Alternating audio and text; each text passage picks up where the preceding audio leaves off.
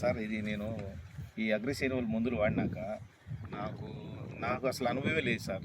అనుభవమే లేదు.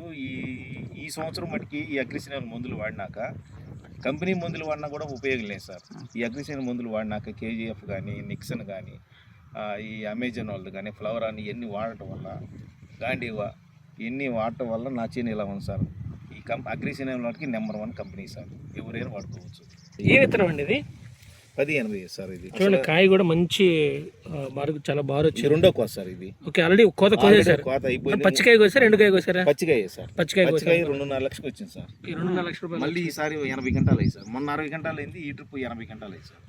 ఇంకో 2 కోతలు దిగుతాయి సార్. ఇంకా 2 కోతలు. ఇదే పొజిషన్ లో ఏ మందులు వాడుకుంటా ఉంటే గ్యారెంటీగా 2 కోతలు, ఇంకా 3 కోతలైనా కోసుకోవచ్చు సార్. నమ్మకం కలిగి ఏప్రిల్ 5వ తారీఖు కల్లా 3 కోతలు దిగుతాయి సార్. నమ్మకంగా ఈ అమెజాన్ వాళ్ళ కంపెనీ వాడుకోవచ్చు సార్.